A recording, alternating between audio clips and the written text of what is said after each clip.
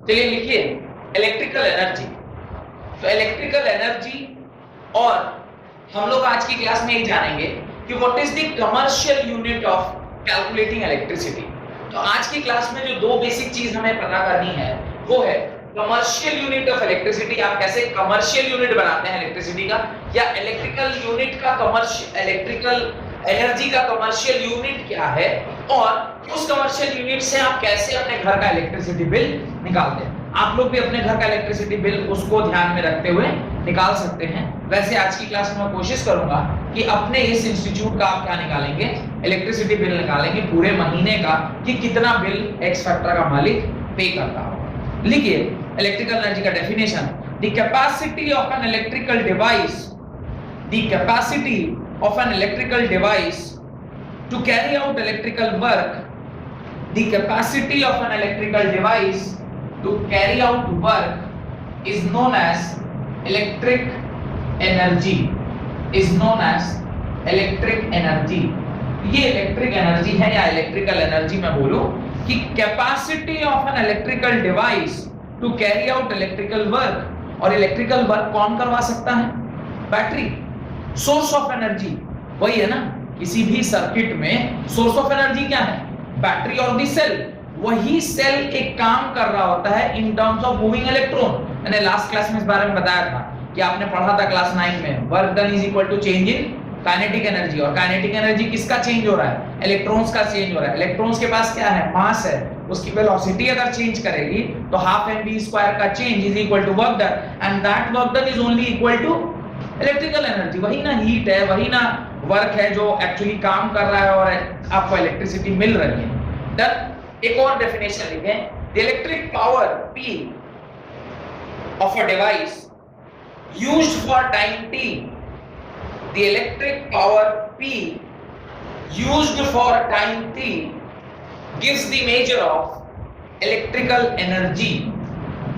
तो electrical power अगर t time तक यूज किया गया है तो जो आपको एनर्जी, तो जो आपको क्वांटिटी मिल रहा है, फिजिकल क्वांटिटी, इसको हम क्या बोलते हैं? इलेक्ट्रिकल एनर्जी बोलते हैं। तो E is equal to P को आप VI लिख सकते हैं। लास्ट क्लास में मैंने पावर को आपको लिखवाया था, क्या पावर को VI लिख सकते हैं? और ये E इज इक्वल टू किसके बराबर होगा? VIT के। तो हीट जो डिसिपेट होता है वो भी किसके बराबर होता है? VIT के बराबर। और जो एनर्जी सिस्टम में प्रेजेंट होती है वो भी किसके बराबर होती है? VIT के बराबर होती है। लगे हम लोग इसी पावर का जितना सारा इसका वेरिएशन है उसको हम लोग क्या कर सकते हैं? लिख सकते हैं। तो आप इस पावर को क्या लिखते हैं?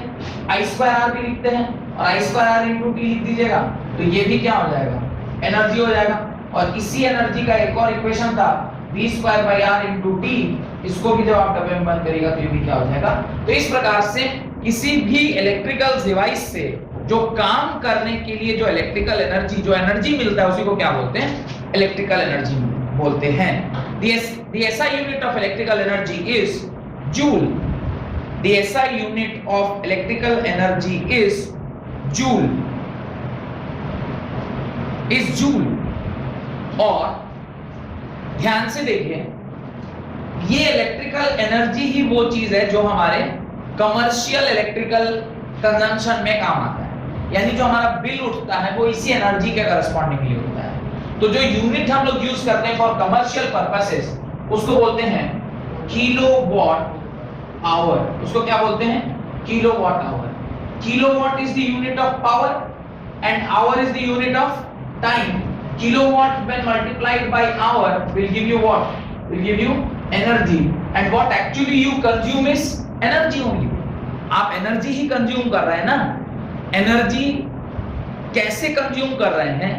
अगर मैंने लास्ट क्लास में आपसे कहा था कि मैं आपको बताऊंगा कि किस प्रकार से आपके घर तक इलेक्ट्रिसिटी पहुंचती है, transmission and distribution of electricity, इसके बारे में मैंने आपसे लास्ट क्लास में कहा था कि मैं जरूर आपको बताऊंगा। वैसे सीबीएसई के सिलेबस में सिर्फ ये नहीं होता है, पर आईसीएसई के सिलेबस में होता है कि किस प्रकार से इलेक्ट्रिसिटी पावर प्लांट से आपके घर तक पहुंचता है। We are talking about AC power, we are talking about alternating current, we are not talking about DC. DC तो बैटरी से मिल जाता है, पर एसी जो आपके प्लग में आया हुआ है जो आपके स्विच बोर्ड में आया हुआ है वो क्या है? एसी सप्लाई है। अभी मैं आपको बताऊंगा कि एसी सप्लाई कहां से आया। उससे पहले बस ये कॉन्सेप्ट ध्यान रखिएगा कि commercial unit of electricity is kilowatt our and kilowatt hour is actually energy, और एनर्जी ही एनर्जी में कन्वर्ट होती है, क्योंकि यूनिवर्सल लॉ ऑफ फिजिक्स कहता है कि energy is neither created nor destroyed, it converts from one form to another. Ultimately जो energy बना रहे हैं वो कहां बनता है? एनर्जी बनती है इलेक्ट्रिकल एनर्जी कहां पर? Power plant. ये बात समझ में आता है? Power plant. तो चलिए लगे हाथों हम लोग ये चेक कर लेते हैं कि पावर प्लांट से हमारे घर तक किस प्रकार से इलेक्ट्रिसिटी पहुंचती है। देखिए ये हमारा power plant, this is my power plant. अब इसको मैं पावर प्लांट बोल रहा हूं। ये पावर प्लांट कई प्रकार के होते हैं। एक पावर प्लांट होता है जिसको हम बोलते हैं थर्मल पावर प्लांट। क्या बोल रहे हैं इसको? Thermal power plant. एक और पावर प्लांट होता है जिसको हम बोलते हैं न्यूक्लियर पावर प्लांट। इसको क्या बोलते हैं? Nuclear power plant. मैं इसे दोबारा नहीं पढ़ाऊंगा क्योंकि आप ही लोग की किताब में एक और चैप्टर है जिसको बोलते हैं सोर्सेस ऑफ एनर्जी। उस सोर्सेस ऑफ एनर्जी में ये कॉन्सेप्ट आपको पढ़ाया गया है, तो वहां पर फिर से दोबारा इसको पढ़ाने का कोई लॉजिक नहीं बनता है, इसलिए ध्यान से सुनिएगा। तीसरा फॉर्म हो सकता है wind power plant. Wind power plant, wind power plant मतलब हवा से जब कुछ एनर्जी बने। Next is hydro power plant. Hydro power plant. Next is tidal power plant. Next is tidal power plant. Next is spring power plant. Spring power plant. Next is और क्या? Ocean wave, ocean wave power plant. और क्या? और कोई plant छूट रहा है? Wind हो गया, हाइड्रो हो गया, लगभग सारे हो गए। अब देखिए ये पावर प्लांट के नाम के सामने में ये बताया जा रहा है कि किस फॉर्म ऑफ एनर्जी को आप इलेक्ट्रिकल एनर्जी में कन्वर्ट करेंगे। अल्टीमेटली पावर प्लांट एक ऐसे स्टेशन को बोलते हैं जो अपने किसी भी फॉर्म ऑफ एनर्जी को किसमें कन्वर्ट करेगा? वो इलेक्ट्रिकल एनर्जी में कन्वर्ट करेगा। ध्यान से समझिएगा, थर्मल पावर प्लांट उसको बोलते हैं जो थर्म हीट से पावर प्लांट चले। और हीट कहां से जनरेट हो रहा है? हीट जनरेट हो रहा है कोयला से। हीट कहां से जनरेट हो रहा है? कोयला से। तो कोयला से हीट जनरेट कर रहे हैं और उस हीट से पानी को गरमाते हैं। पानी को गरमाकर उसका भाप बनाते हैं। भाप एक टरबाइन को जाके टकराता है। किसको जाके टकराता है? एक टरबाइन को जाके टकराता है। उस टरबाइन में लगा होता है एक शाफ्ट। इसको क्या बोलते हैं? शाफ्ट। वो शाफ्ट जाके जुड़ा होता है एक डायनामो से। किससे? डायनामो से। डायनामो का दूसरा नाम जनरेटर। डायनामो का दूसरा नाम जनरेटर। आपको इतना ज्ञान तो जरूर होगा कि डायनामो या जनरेटर का मुख्य काम क्या होता है? It converts mechanical energy into electrical energy. ये तो थोड़ा बहुत ज्ञान होगा। Motor is a device which converts electrical energy into mechanical energy and generator is a device which converts mechanical energy into electrical energy। ऐसे भी याद रखने के लिए बहुत ज्यादा दिमाग नहीं चाहिए। जब कभी भी लाइन कटता है तो अब ना उस स्विच वाला आ गया है।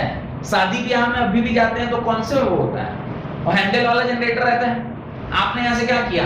मैकेनिकल एनर्जी दिया इन टर्म्स ऑफ टॉर्क, और वो मैकेनिकल एनर्जी किसमें कन्वर्ट हो गया? इलेक्ट्रिसिटी में। Mechanical energy converts into electrical energy. अगर मुझे अपने इस क्लासरूम में इलेक्ट्रिकल एनर्जी चाहिए तो मेरे को पावर स्टेशन में मैकेनिकल एनर्जी को किसमें कन्वर्ट करना पड़ेगा? इलेक्ट्रिकल एनर्जी में। इसमें कोई डाउट नहीं। इलेक्ट्रिकल एनर्जी में कन्वर्ट करने के लिए एक डिवाइस लगा होता है जिसको हम बोलते हैं डायनामो।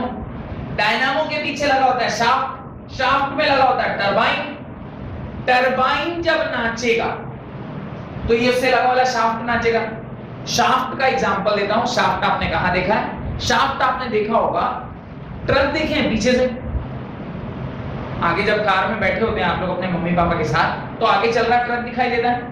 ट्रक के पीछे लिखा रहता है बुरी नजर वाले तेरा मुंह काला। उसको नहीं देखना है, उसके थोड़ा और अंदर देखिएगा तो डंडा ऐसा उधर से आया रहता है, वो ऐसे से नाचते रहेगा। ध्यान से देखिएगा, एकदम मिडिल में, मिडिल ऑफ द ट्रक में you will find one shaft जो बहुत तेजी से नाच रहा होता है। Have you seen? कभी ध्यान नहीं दिया? अच्छा, वो ध्यान नहीं दिया, लेकिन ये जरूर ध्यान देगा कि यहाँ पे चक्का रहेगा, यहाँ पे चक्का रहेगा, और यहाँ पे इस तरह का ऐसा रहता है। इस पे ना रावण का मुंह बना के लिख देते बुरी नजर वाले तेरा मुंह काला। ये से आगे अगर ध्यान दीजिएगा ना तो वहां पे क्या रहता है? शाफ्ट रहता है। उसको क्या बोलते हैं? शाफ्ट बोलते हैं। शाफ्ट क्या होता है? घूमता रहता है। तो इस टरबाइन से हमने क्या जोड़ दिया? शाफ्ट। और शाफ्ट नाचेगा तो ये डायनामो का वो हैंडल नाचेगा जो आप मैनुअली हैंडल नचा रहे हैं ना जनरेटर का। अब वो मैनुअली नचाएं कि शाफ्ट नचा दे, और जब ये शाफ्ट नाचेगा तो ये डायनामो को मैकेनिकल एनर्जी मिला और ये इसको किसमें कन्वर्ट कर देगा? इलेक्ट्रिकल एनर्जी में। अब मेरा मेन काम क्या होना चाहिए? एम के इन प्रकार मेरे को इस टरबाइन को नचाना चाहिए। अगर ये टरबाइन नाचा, शाफ्ट नाचेगा, शाफ्ट नाचेगा तो इसको इस डायनामो को मैकेनिकल एनर्जी मिलेगी। Mechanical energy will convert that energy into electrical energy. Ultimately आपको इलेक्ट्रिकल एनर्जी मिल गया। अब थर्मल पावर प्लांट में क्या होता है? आप कोयले से कोल पानी गर्म करते हैं, पानी गर्म होकर भाप बनता है, भाप बन के उसको एक ना पतले पाइप से, मोटा पाइप होते हुए पतला पाइप में भेजते हैं। जब आप मोटा पाइप से किसी चीज को पतला पाइप में भेजिएगा उसका प्रेशर बढ़ेगा कि नहीं बढ़ेगा? और उस पतले पाइप से इसके ब्लेड के कोना में अगर कस के कोई हवा मारेगा तो ब्लेड नाचेगा कि नहीं नाचेगा? तो टरबाइन नाचा, टरबाइन नाचा तो शाफ्ट नाचा, शाफ्ट नाचा तो डायनामो को मैकेनिकल एनर्जी मिली, तो दूसरे एंड पे आपको क्या मिल गया? इलेक्ट्रिकल एनर्जी मिल गया। तो जब कोल को गर्म करके, कोल की मदद से पानी को गर्म करके आपने हाई प्रेशर का हवा इसके ऊपर छोड़ा, टरबाइन नाची, टरबाइन नाचा तो शाफ्ट नाचा, शाफ्ट नाचा तो डायनामो को मैकेनिकल एनर्जी मिली, जिसके करस्पॉन्डिंगली उसके साइड पे आपको क्या मिल गया? इलेक्ट्रिकल एनर्जी मिल गया। पहला समझ में आ गया थर्मल पावर प्लांट कैसे बनता है। अब उसी पानी को आप कोल जला के ना गरमाइए, आप न्यूक्लियर एनर्जी से गरमाइए, यूरेनियम से गरमाइए। यूरेनियम डिसइंटीग्रेट करेगा, उससे न्यूट्रॉन मिलेंगे, न्यूट्रॉन जब टूटता है तो काफी एनर्जी रिलीज होती है जिसको न्यूक्लियर फ्यूजन बोलते हैं। आपने पढ़ा होगा, ये सब वर्ड सुना होगा, क्या नहीं भी सुना है तो पढ़ेंगे हम लोग आगे चल के। तो अब हम लोग पानी किसको गर्म कर रहे हैं? न्यूक्लियर एनर्जी से, यानी न्यूक्लियर जो कुछ ऐसे भगवान के दिए हुए रेडियो एक्टिव एलिमेंट हैं जो डिसइंटीग्रेट करते हैं और वहां से एनर्जी रिलीज होती है। वो एनर्जी पानी गर्म किया, पानी गर्म होकर फिर से भाप बना, भाप बन के इस पंखे से टकराया टरबाइन से, टरबाइन टकरा के टरबाइन में टकराया तो टरबाइन नाचा, टरबाइन नाचेगा तो शाफ्ट नाचेगा, शाफ्ट नाचेगा तो इस डायनामो को मैकेनिकल एनर्जी मिली और उसके साइड पे आपको क्या मिल गया? इलेक्ट्रिकल एनर्जी मिल गया। तो ये हो गया न्यूक्लियर पावर प्लांट। अब डायरेक्टली इस टरबाइन का जो मुंह है उसको आप रख दीजिए बहुत तेज हवा में। बचपन में जब हम छोटे थे तो एक तो खिलौना मिलता था साइकिल के आगे, जब कोई मेरे अंकल के साथ कहीं मेला उला जाते थे तो दो ठो अभी भी मिलता है, तो वो एक ऐसा डाल दिया, वो घूमता रहता है, हवा जब तेज चलेगी तो घूमेगा। अच्छा, ये तो क्या पुराने जमाने की बात। नए जमाने में नई नई पिक्चरें जो आती है, खास करके जो Kutch of run of Kutch वगैरह गुजरात में बनाए जाते हैं, देखिए तो वहां पे विंड मिल रहता है, बड़े बड़े विंड मिल सब रहते हैं। वो विंड मिल क्या है? जब हवा यहां से बनी, हवा ने क्या किया? इस टरबाइन को घुमाया, टरबाइन में क्या लगा था? शाफ्ट, शाफ्ट नाचा, डायनामो को मिल गया मैकेनिकल एनर्जी, दूसरी एंड पे इलेक्ट्रिकल एनर्जी। यानी ये जो पावर प्लांट के नाम है वो डिपेंड कर रहा है कि वो पावर मिल कहां से रहा है, सोर्स क्या है। अभी हाइड्रो पावर प्लांट, आपने पानी को स्टोर किया, स्टोर करके पानी को ऊपर ले गए और ऊपर से जब उसको ढलान में गिराएंगे और वहीं अगर रख दिया आपने टरबाइन तो घुमाएगा। स्वदेश पिक्चर की याद आ रही है? शाहरुख खान की स्वदेश नहीं देखी आप लोगों ने?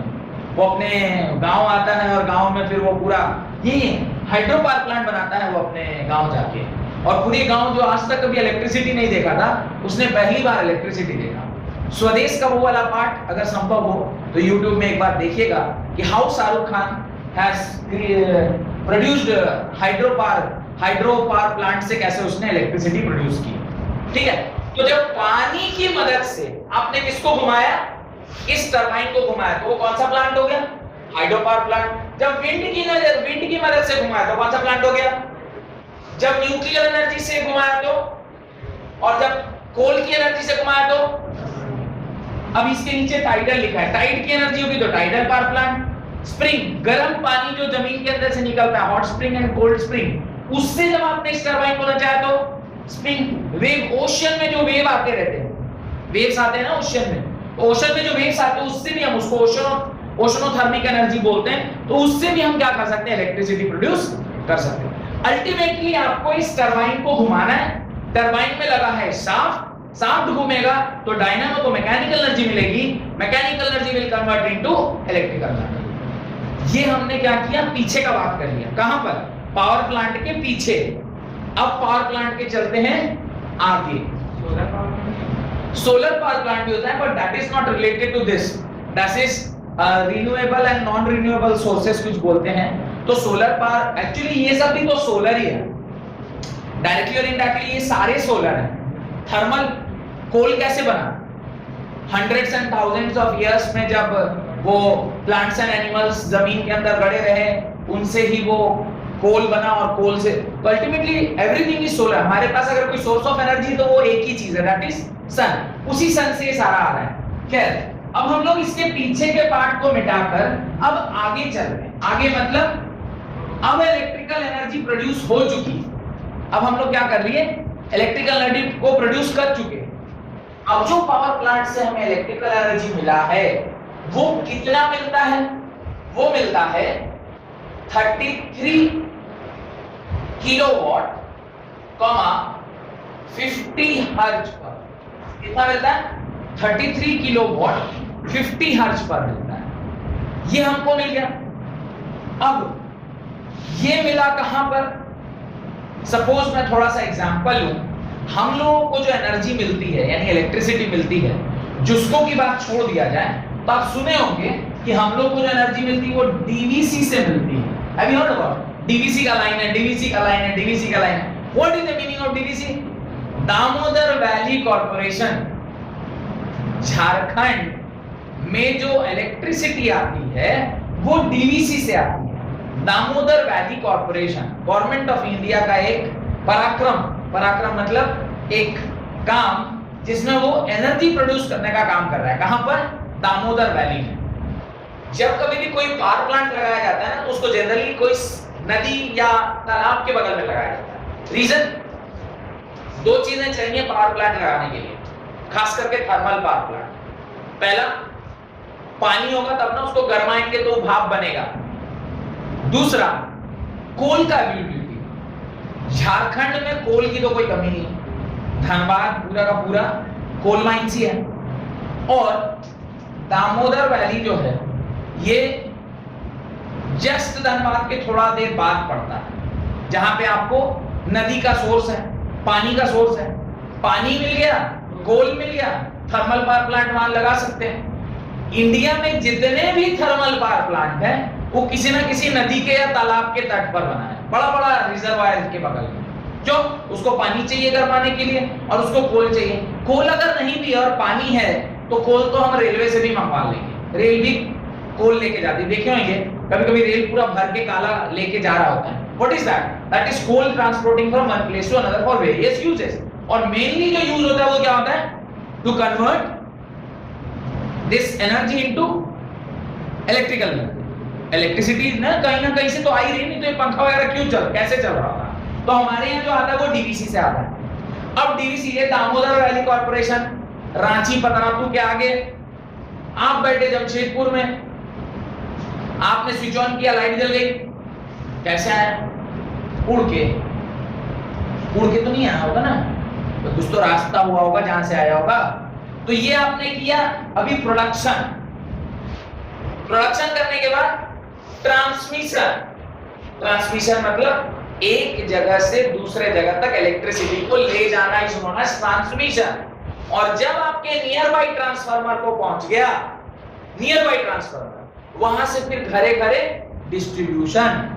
तो इलेक्ट्रिसिटी, अगर कल को बाई चांस गलती से आप इलेक्ट्रिकल इंजीनियर बने तो एक सेमेस्टर नंबर 6 या 7 में एक पेपर पढ़ते हैं, transmission and distribution of electricity, जहां पे आप पढ़ेंगे कि किस प्रकार से एनर्जी बनाई जाती है, उसको किस प्रकार से ट्रांसमिट की जाती है और उसको किस प्रकार से डिस्ट्रीब्यूट किया जाता है। तो अब हम लोग प्रोडक्शन वाला पार्ट पढ़ लिए, अब कौन सा पार्ट पढ़ना है? Transmission and distribution. ट्रांसमिशन क्या होता है? यहां से जो आपका प्रोडक्शन है वो इतने पर होता है, पर आप देखिए हीट लॉस, आपने हीट पढ़ा था ना लास्ट क्लास में, उसमें हमने पढ़ा था V²/R, ये आपका हीट लॉस होता है, शायद टाइम भी था V²/R। अब देखिए अगर मैं हीट लॉस की बात करूं तो ये ज्यादा से ज्यादा कब होगा? जब वोल्टेज बहुत बड़ा है या बहुत छोटा है। अच्छा, आप I²R लॉस देखिए, एक्चुअली ये वाला लॉस आप नहीं समझे। आप ये देखिए, heat is equal to I²R loss हम लोग पढ़े। I²R लॉस मतलब मैंने आपसे कहा था कि जब कभी भी किसी वायर में कोई करंट फ्लो करेगा और उसमें रजिस्टर है तो उसके अक्रॉस कुछ ना कुछ पोटेंशियल ड्रॉप होगा। अगर उसके अक्रॉस कुछ पोटेंशियल ड्रॉप हुआ तो आप जो जितना एनर्जी पहुंचाना चाहते थे वो तो रास्ते में खत्म हो गया। मैं 100 जूल अगर भेज रहा, रास्ते में 30 जूल खा गए तो आपको कितना मिलेगा? 70 जूल। पर एम क्या होना चाहिए? एम होना चाहिए कि अगर 100 से 100 जूल मिला है, एक आध जूल रास्ते में खराब हो गया तो ठीक है, कम से कम 95-96 जूल तो मिलना चाहिए। वैसे ही समझिए कि मान लीजिए एक बाल्टी पानी कोई मांग रहा है आपसे, तो आप एक बाल्टी पानी लेके निकले, रास्ता भर में इतना हिलाए डुलाए वो बाल्टी को कि आधा से ज्यादा बाल्टी खाली हो गया। और जब लेके गया तो लाया क्या था तुम? बोले लेके तो ठीक ही निकले थे, रास्ते में सारा गिर गया। तो एम क्या होना चाहिए कि भरी हुई बाल्टी लेके चले हैं तो लास्ट तक क्या मिलना चाहिए? भरी बाल्टी। भरी बाल्टी कब मिलेगी? जब रास्ते का लॉस कम होगा। रास्ते का लॉस होता है I²R लॉस, करंट का लॉस। यानी मेरा एम होना चाहिए कि करंट की वैल्यू को क्या कर दें? मिनिमाइज कर दें। करंट मिनिमाइज करने के लिए आप फॉर्मूला पढ़े हैं V = IR। अगर मेरे को करंट को रिड्यूस करना है तो इन दोनों का प्रोडक्ट क्या रहने वाला है? कांस्टेंट। इसको रिड्यूस करेंगे, ऑब्वियसली मेरे को इसको क्या करना पड़ेगा? बढ़ाना पड़ेगा। एक क्वांटिटी को रिड्यूस करना, क्योंकि इन दोनों का प्रोडक्ट क्या रहने वाला है? कांस्टेंट रहने वाला है। एक को मेरे को क्या करना पड़ेगा? बढ़ाना पड़ेगा। देन अब अगर मैं वोल्टेज को बढ़ा देता हूं तो मेरा लॉस क्या हो जाता है? मिनिमाइज। तो यहां पर 35 केवी से इसको बढ़ा के हम कहां ले आते हैं? 132 केवी पर ले आते हैं। कहां ले गए? 132 केवी पे। जैसे ही इलेक्ट्रिसिटी प्रोड्यूस हुआ हम उसको किधर ले गए? उठा के 132 केवी। केवी मतलब क्या? Kilo volt. वोल्टेज को अप डाउन करने के लिए एक डिवाइस आता है। What is that device? आपके घर में आपने उसको यूज किया है, स्टेबलाइजर। स्टेबलाइजर तो पूरा एक बहुत बड़ा डिवाइस हो गया। उस स्टेबलाइजर के अंदर में लगा होता है ट्रांसफार्मर। ट्रांसफार्मर का काम होता है वो या तो वोल्टेज को अप करता है या वोल्टेज को डाउन करता है। याद करिए स्टेबलाइजर क्या करता था? सडनली अगर वोल्टेज बहुत हाई हो गया तो वो क्या करेगा? उसको कट कट कट कट। पहले मैनुअल करना पड़ता था, बहुत पुराने जमाने की बात कर रहे हैं। टीवी और फ्रिज के ऊपर एक स्टेबलाइजर होता था और उस स्टेबलाइजर में नॉब होता था, उसको खिटखिटाना पड़ता था, कान पकड़ घुमाना पड़ता था। आप लोग देखे भी होंगे कि नहीं देखे होंगे। अब जो नए नए स्टेबलाइजर है वो ऑटोमेटिक है, कट कट कट कट आवाज आएगी और ऑटो करेक्ट हो जाएगा। यानी अगर सडनली वोल्टेज बढ़ गया तो उस स्टेबलाइजर का काम है कि उसको क्या कर दे? डाउन कर दे। और अगर सडनली वोल्टेज डाउन हो गया तो उस स्टेबलाइजर का काम है उसको क्या कर दे? अप कर दे। वोल्टेज को अप या डाउन करने के लिए जो डिवाइस यूज होता है उसको बोलते हैं transformer. Transformer is a device which either uplift the voltage और डिग्रेड्स, यानी उसका वोल्टेज का वैल्यू कम कर दे। जब वो वोल्टेज को बढ़ाता है तो उसको बोलते हैं स्टेप अप ट्रांसफार्मर। तो transformer are of two types. Voltage को बढ़ाए स्टेप अप ट्रांसफार्मर, वोल्टेज को घटाए स्टेप डाउन ट्रांसफार्मर। यहां क्या लगा होगा? स्टेप अप ट्रांसफार्मर, आपने लगा दिया step up transformer, step up transformer, और स्टेप अप ट्रांसफार्मर से आप 132 पर ले गए। 132 पर ले जाने का रीजन क्या था? आपका लॉस क्या हो गया? मिनिमाइज हो गया। अब आप इसको एक जगह से दूसरे जगह बड़ी आसानी से क्या कर सकते हैं? ट्रांसमिट कर सकते हैं, क्योंकि हम तो यही चाहते थे ना कि कम लॉस में ये एक जगह से दूसरे जगह ट्रांसमिट हो जाए। एक जगह से दूसरे जगह इन टर्म्स ऑफ किलोमीटर कितना? 300 किलोमीटर, 200 किलोमीटर। कहां दामोदर, कहां पतरातू, कहां जमशेदपुर, हो सकता है हम छत्तीसगढ़ को भी सप्लाई देते हो। तो इस तरीके से आपको यहां तक लाना है। अगर उसको यहां तक लाना है तो रास्ते में कम से कम लॉस होना चाहिए। आप उसको 132 पर उठाकर ले आए, कहां पर? आप ले आए स्टेशन पर। आप इसको कहां ले आए? स्टेशन पर। स्टेशन पर ये आया कितने पर? 132 केवी पर। यहां से ये गया ग्रिड को, नाम सुने हैं ग्रिड का? ग्रिड का नाम सुने हैं? हमारा ग्रिड कहां पर है? गम्हरिया में कि कांडरा में? हम लोग का ग्रिड गम्हरिया ग्रिड नाम सुने हैं? आप जब यहां से जा रहे होते हैं एनएच पर, गम्हरिया कांडरा के बीच में देखिएगा बाजू में ग्रिड पड़ता है अपना, वो ग्रिड है। वो ग्रिड से दो चीजें होती हैं, एक इंडस्ट्रियल, अच्छा 132 को वापस ग्रिड में हम किस में कन्वर्ट कर लेते हैं? 33 केवी पर बदल लेते हैं। जैसे आपने वोल्टेज को डाउन किया तो ये क्या हो गया? Step down transformer. तो यहां क्या लगा होगा? Step down transformer. और आप देखिए होंगे जहां पर ग्रिड रहता है, बहुत सारा बड़ा ट्रांसफार्मर सब आपको वहां दिखाई देगा। ये आ गया ग्रिड में। ग्रिड से इसके दो काम होते हैं। एक, आप डायरेक्टली इंडस्ट्री को दे दीजिए, बड़ी बड़ी जो इंडस्ट्रीज होती हैं वो डायरेक्टली ग्रिड से ले लेती है, और ग्रिड से लेकर वो अपनी कंपनी में उसको दो चीज में बदल लेती है। इंडस्ट्री उसको दो चीज में बदल लेती है।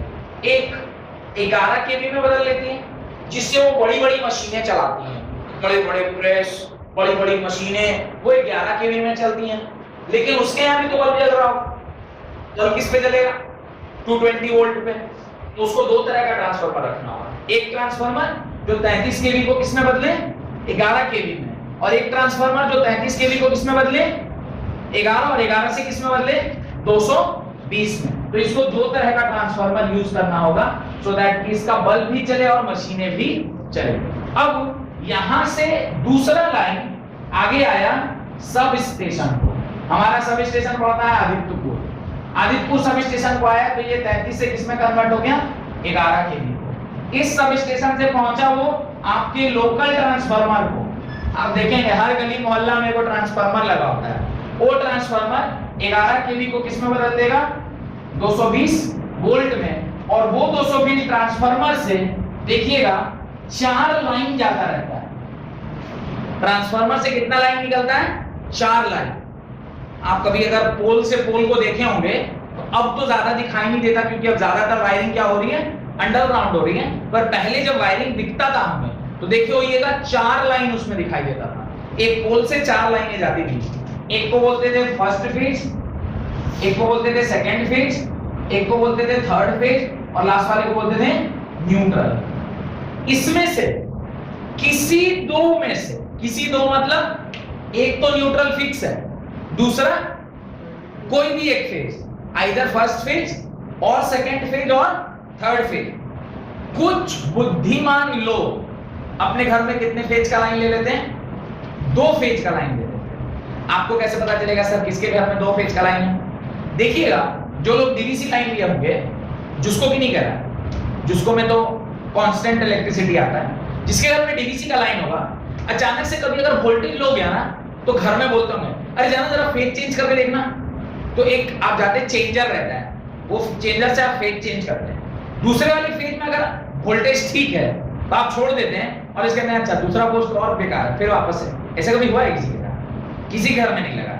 हो सकता है कुछ दिन बाद में जब ये पढ़ाऊं तो लोगों को मेरे को समझाना पड़े पेज यूज दिखा के कि ऐसा चेंजर करके भी कुछ चीज होता है। आप नहीं देखे हैं, पर ऐसे एक चेंजर करके भी चीज होता था पहले, जिसको पापा लोग बोलते थे कि जा रहे फेज चेंज करके आओ। तो जाते थे हम लोग फेज चेंज करते थे, नहीं तो पहले वाले से भी बेकार है, फिर वापस से हम उल्टे फेज में ले लेते हैं।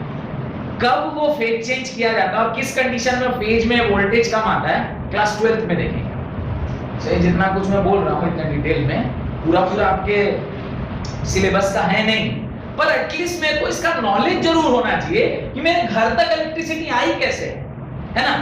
अब इनमें से किसी दो को लेकर, कुछ होशियार लोग इसमें से किसी तीन को ले लेते हैं, न्यूट्रल और दो फेज ले लेते हैं, पर जनरली एक न्यूट्रल और एक फेज को लेके आप क्या करते हैं, अपने एमसीबी में जोड़ते हैं। किसमें? एमसीबी में, मिनिएचर सर्किट ब्रेकर।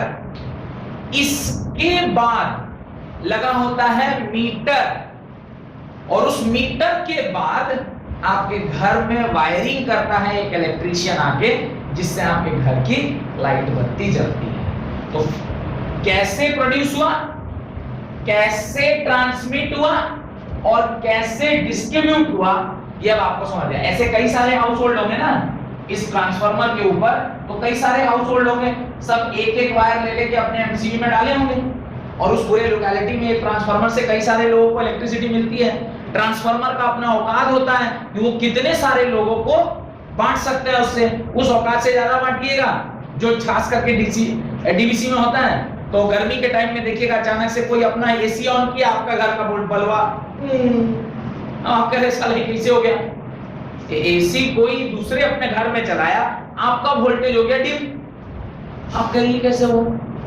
तो फिर आप फेज चेंज करते हैं या फिर इलेक्ट्रीशियन को बुलाते हैं, भाई हमारा पावर बढ़ाओ। ऐसा हर दो तीन दिन में वो अपना एसी चलाता है, हमारा वोल्टेज डाउन हो जाता है, तो फिर आप उसको अप कराते हैं। नहीं तो आप क्या लगाएंगे, स्टेबलाइजर लगाएंगे, कि जब जब नीचे आए तो तुम उसको क्या कर देना, ऊपर उठा देना। ट्रांसफार्मर का वही काम होता है। तब उस पर भी कितना लोड दीजिएगा, तब फिर इलेक्ट्रीशियन को बुला के बोले नया वाला तुम यार इस फेज में बहुत लोड है, तुम दूसरा वाला फेज से हमको लाइन दो, तो फिर वो मेन पोल से क्या करेगा, दूसरा फेज का लाइन आपके उसमें जोड़ेगा, पुराना वाला फेज खोल देगा। उसमें अगर इलेक्ट्रिसिटी ठीक आ रहा है, मतलब उस वाले फेज से कम लोगों को इलेक्ट्रिसिटी दिया हुआ है, तो उसका लोड कम है, लोड कम है तो आपका फिर चक चक करके चलने लग गया। एक बार से बहुते आदमी को लोड दे दिया, तो कहीं कोई एसी चलाया, आपका पंखा भी नहीं चला, पहले होता था, अब तो ये सब होता नहीं है। खैर, लेकिन कॉन्सेप्ट तो सीखना चाहिए ना कि कब कब कहां कहां क्या होता है। तो इस प्रकार से पूरी की पूरी मैकेनिकल एनर्जी को आपने किसमें कन्वर्ट कर लिया, इलेक्ट्रिकल एनर्जी में कन्वर्ट कर लिया। बात समझ में आ गई, कैसे इलेक्ट्रिसिटी हमारे दरवाजे तक पहुंचती है, बनती कहीं है। अच्छा, ये जो रास्ते में जो आ रहा है, ये सब देखे होंगे, वो एक बड़ा बड़ा पोल सब रहता है। जब आप गांव घर जाएंगे तो खेत उत में देखे होंगे इस तरह का बड़ा बड़ा जो पोल सब देखे हैं, ऐसे करके बड़ा बड़ा पोल, उसमें इस तरह से वायर सब तीन को इधर ऐसे लटका रहता है, देखिए कि नहीं, कभी कभी पहाड़ उहाड़ पर भी देखेंगे रखा हुआ है। ये ट्रांसमिशन वायर है, this is only transmission wire, जो एक जगह से दूसरी जगह से ये सब ले लेके आ रहा है, और फिर यहां से जब तक ट्रांसफार्मर को नहीं पहुंचा, उसके बाद देखिएगा जनरल पोल में एक सिंगल पोल में आ जाता है, सबसे छोटा वाला पोल, तो आपके घर के कोने कोने पर लगा रहता है। वो इसके बाद, इस ट्रांसफार्मर के बाद, इससे पहले सब बड़े बड़े पोल्स पर वो आता है। इससे पहले जब देखिएगा दो को पोल में लिखा है, दो पोल में बहुत सारे तार रहते हैं, थोड़ा ऑब्जर्वेशन करिएगा तो दिख जाएगा। इस प्रकार से आपको ये समझ में आ गया कि किससे एनर्जी यहां से यहां पहुंच रही है। आज की क्लास खत्म करने से पहले मैं चाहूंगा कि आप एक्स फैक्टर का इलेक्ट्रिसिटी बिल कैलकुलेट करें, क्योंकि ये मैंने अभी तक यहां पर रखा हुआ है कि commercial unit of electricity is kilowatt hour. Question लिखिए, write the question. The director of X factor wants to calculate, the director of X factor wants to calculate the electricity bill for a particular month. The director of X factor want to calculate the electricity bill for a particular month having 30 days, in which point number 1 क्या है, 3 ACs of 700 watt WATT watt is used for 6 hours daily. 3 ACs of 700 watt is used for 6 hours daily. Next, point number 2. 56 bulbs 56 bulbs of 20 watt each is used for 15 hours daily. For 15 hours daily. Third, 12 fans for 50 watt is used for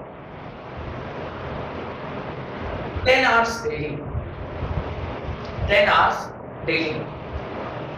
Calculate the electricity bill if per unit cost is 3 rupees. Per unit cost is 3 rupees. यानी ये जो मैंने लिखा था 1 kilowatt hour, इसी को क्या मानते हैं? 1 यूनिट मानते हैं, और 1 यूनिट का जो कॉस्ट मुझे पे करना होता है वो है 3 रुपया। डन। इस सवाल को आप तो अभी सॉल्व नहीं कर पाएंगे, मैं आपको सॉल्व करके दिखाता हूं कि कैसे इस तरह के सवाल को सॉल्व कर सकते हैं। जिनको आता है वो अटेम्प्ट करिए, जिनको नहीं आता है वो देखिए कैसे इसको सॉल्व करते हैं। मुझे पहले देखना है कि कितना यूनिट मैंने कंज्यूम किया। यूनिट का कंजम्पशन कैसे निकालेंगे? किलोवाट आवर में कन्वर्ट करके। आप देखिए पहला जो आपको दिया है वो एसी के बारे में। आपने 3 एसी यूज किया है, कितने वाट का है? 700 वाट का है। प्रतिदिन कितने घंटे चल रहा है? 6 आवर चल रहा है। 3 एसी 700 वाट का प्रतिदिन 6 घंटे अगर चलेगा तो अभी ये जो सॉल्व करके आएगा वो वॉट आवर में होगा। कितने दिन में? 1 दिन में। पर मुझे कितने दिन का चाहिए? 30 दिन का। तो इसको मल्टीप्लाई करिए, 2100 इंटू 6 इंटू 30 कर देंगे तो ये किसमें आ जाएगा? What hours for how many days? For 30 days. इसको जरा मल्टीप्लाई करके मुझे बताइए कितना आ रहा है? 378,000 30 वॉट आवर। अब ये 30 को क्या मैं किलोवाट में कन्वर्ट कर सकता हूं? तो 387 किलोवाट आवर लिखूं, कोई दिक्कत? और 378 kilowatt hour is equal to 1 unit है, तो इसको मैं कितना यूनिट लिख दूं, कोई दिक्कत? ऐसा मैंने किसके लिए कैलकुलेट किया? एसी के लिए कैलकुलेट किया। Similar calculation has to be done for bulb as well as fan. तो अभी मैं यहीं पर बल्ब का कैलकुलेशन करता हूं। बल्ब ही सेकंड लिखा है ना। बल्ब देखिए क्या बोल रहे हैं, उस इंस्टीट्यूट में 50 कितने बल्ब हैं? 56 बल्ब हैं। एक बल्ब 20 वॉट का है और हर बल्ब कितने घंटे चल रहा है? 15 घंटे चल रहा है। इसको सॉल्व करेंगे तो आपका आंसर आएगा watt hour for a day. 1 दिन का है ये, 1 दिन का है। लेकिन 30 दिन के लिए करेंगे तो 56 इंटू 20 इंटू 50 इंटू 30। इसको सॉल्व करके बताइए कितना आ रहा है? 504,000 वॉट आवर। और ऐसा कितने दिन के लिए? 30 दिन के लिए। This is for 30 days. लेकिन ये 3 जीरो को मैं क्या कर सकता हूं? हटा सकता हूं। तो 504 यूनिट लिख सकता हूं क्योंकि ये किलोवाट आवर में कन्वर्ट हो जाएगा, तो यही यूनिट होगा। जैसा कि आपने एसी के लिए किया, जैसा कि आपने बल्ब के लिए किया, क्या वैसा ही मैं फैन के लिए भी कर सकता हूं। फैन कितना होगा? हाँ बताइए, फैन कितना था पहले? 12 फैन है 50 वॉट के और प्रतिदिन 10 घंटे चल रहा है। और इसी को मैं यहीं पर 30 से भी मल्टीप्लाई करूंगा। इसको सॉल्व करिएगा तो कितना है? 1,80,000। ये आ गया वॉट आवर। और जब आप किलोवाट में बदलेंगे तो ये आ जाएगा 180 यूनिट। यहां तक कोई दिक्कत है तो बताइए, no problem. Total unit consumed कितना हो गया? टोटल यूनिट कंज्यूम्ड कितना हुआ? टोटल यूनिट जो कंज्यूम आप कर रहे हैं वो कितना हो रहा है? पहला होगा 378 unit plus 504 unit plus 180 unit, इसको जोड़िए जरा कितना आ रहा है 1062 यूनिट आप प्रति महीना यूज कर रहे हैं। तो टोटल बिल जो आएगा आपका वो कितना आएगा, इसको आप किससे मल्टीप्लाई कर दोगे, 3 से मल्टीप्लाई कर दोगे, ये आएगा 3186 रुपीज। थोड़ा ज्यादा आ गया जितना मैं एक्चुअल पे करता हूं। अब आप बोलेंगे कैसे थोड़ा ज्यादा आया, सर आप तो 30 दिन इंस्टीट्यूट नहीं चलाते, लगभग 4 दिन सैटरडे और 4 दिन संडे और 4 दिन सैटरडे, 8 दिन, तो लगभग 8 नहीं 6 दिन बंद करिए क्योंकि सैटरडे हाफ डे रहता है, तो 6 दिन आपका इंस्टीट्यूट तो बंद रहा। तो करस्पॉन्डिंगली 6 दिन का जो बिल है, अगर ये आप देख पा रहे हैं लगभग 100 रुपए का डेली आ रहा है, 100 का डेली हुआ ना क्योंकि 3100 आया है या 3200 आया है, तो लगभग 100 105 रुपए के आसपास डेली आपका बिल आ रहा है। तो अगर मैं इसे 6 दिन का माइनस कर दूं तो लगभग इसमें से 600 रुपए घटा दूं, 600 घटेगा तो ये चला जाएगा 2600 रुपए पे। और ये जो बल्ब है, सारे बल्ब मैंने 15 घंटे जला दिया, मेरे को ध्यान ही नहीं रहा कि मतलब ये तो सिर्फ शाम में जलेगा, या फिर हमारे यहाँ तो सुबह शाम दोनों ही जलता रहता है, पर सारे नहीं जलते ऑलवेज। प्लस पंखा जो है वो भी 10-10 घंटे चला दिया सारा का सारा, एवरी टाइम सारा तो नहीं चल रहा होता है, तो थोड़ा सा बिल एक्सेजरेट हो गया। एक्चुअली जो मैं पे करता हूँ वो 2200 के आसपास में, तो 2200 पे करता हूँ और कैलकुलेट होके आया है 3100 के आसपास। उससे कोई फर्क नहीं पड़ता कि कितना आया आता है और कितना आया, हमें ये सीखना था कि बिल कैलकुलेट कैसे करते हैं, वो मैंने आपको सिखा दिया। डन।